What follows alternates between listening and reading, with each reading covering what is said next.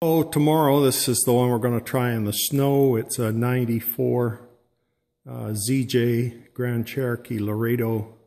It's got the 4-liter 6 automatic NP 242 select track transfer case, 373 gear ratio, came with skid plates, fog lights, and a towing package.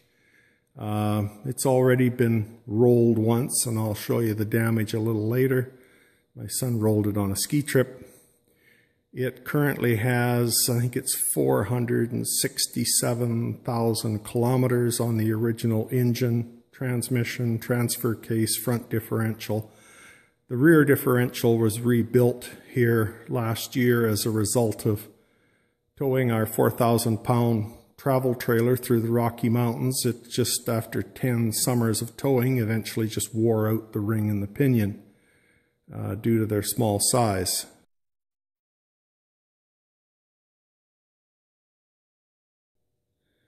So as you can see, it's pretty much a stock 4-liter. We have added a K&N air filter, and we've added a Borla exhaust header followed up by a Dynomax 2¼ inch exhaust from the header back. And you can see that there is a crack between the flange and the tube.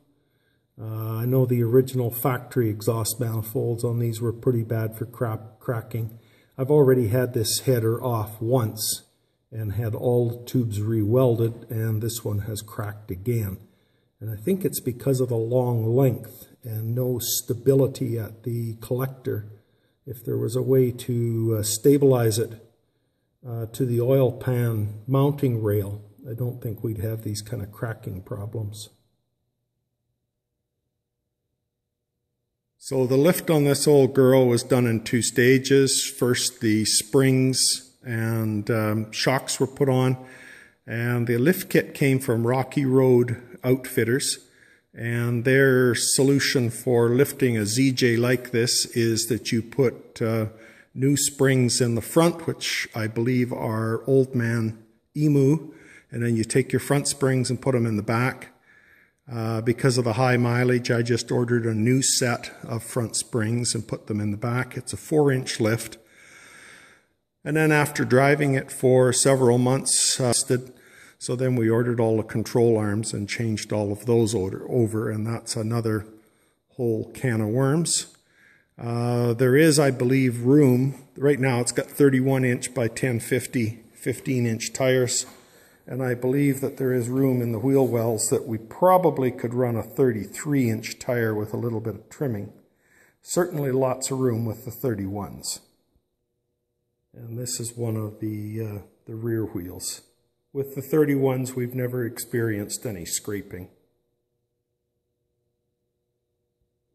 You'll notice after all of those kilometers, there is lots of rust on the fenders, bottom door lips, the driver's sill plate is gone, or rocker panel I should say.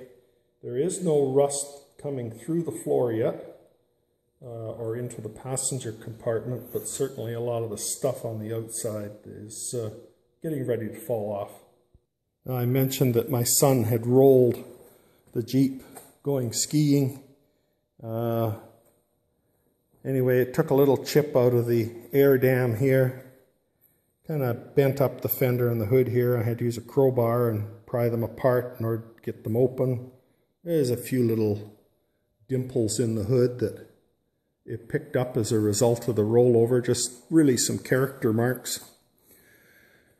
And it broke out the windshield, or cracked it I should say, because they did drive home with it that way, and they had to take their skis and snowboards off the top, and it really crumpled up the roof rack, pushed the center of the roof down, which we were able to tap back up quite well.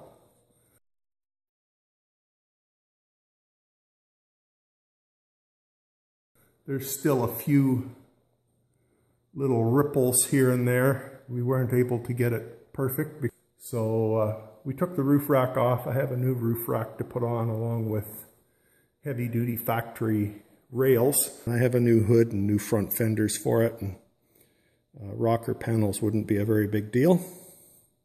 I'd like to see if we can get the old girl over 500,000 Still runs really good, doesn't burn any oil. It does have some blow-by into the crankcase. You get a little bit of oily water white mixture at the bottom of the dipstick, but that takes about 4,000 to 5,000 to accumulate.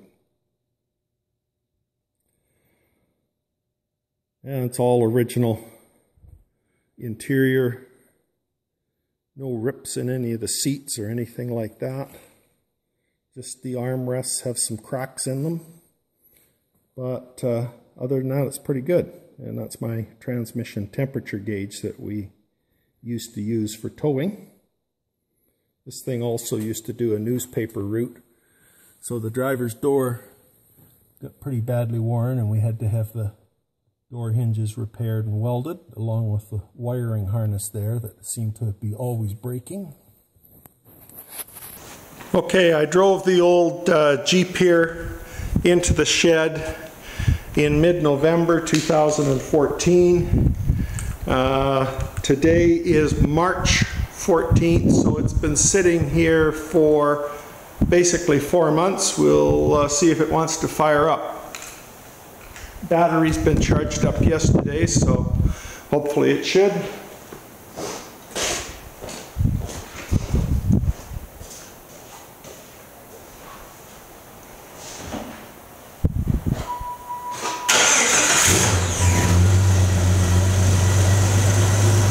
Okay, out here, because of the trees stopping the drifts, they're unknown depth, so I may have to stop, back up, and plow into it again to get to that approach on the road in the distance.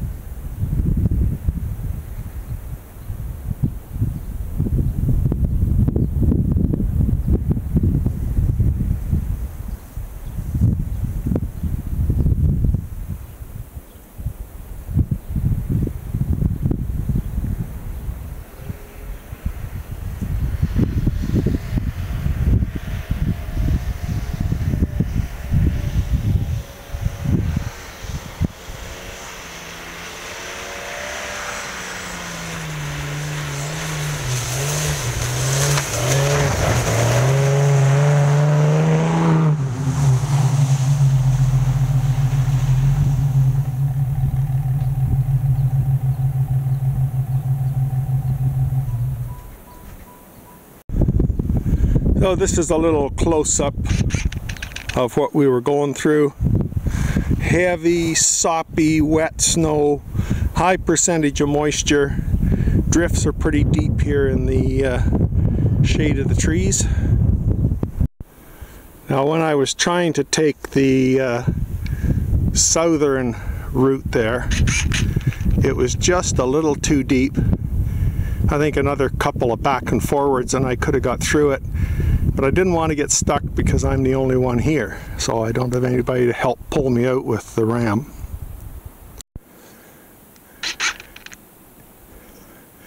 Each time I was going forward and backwards here, when I came to a stop, I could feel the Jeep kind of sink or drop.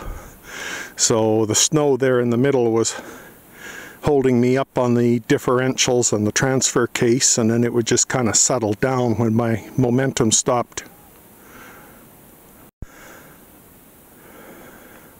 And this is where I finally did go through. Right in here.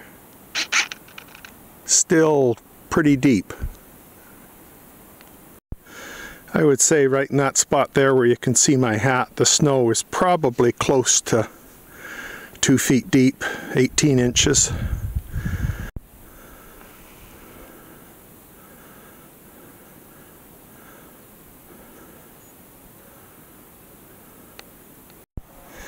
You can see there was lots of spinning going on with those Goodyear Wrangler MTRs.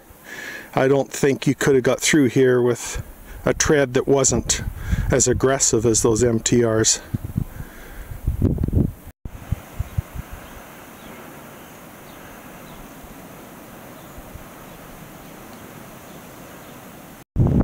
Now, just in case some of you aren't familiar with the tread profile and pattern on a Goodyear Wrangler MTR, this is what they look like. Nice big blocky tread, large gaps in between the tread blocks to clear mud and snow and throw it out behind. And you can see looking in there, the spring was getting packed with snow. It's packed in all around the front differential.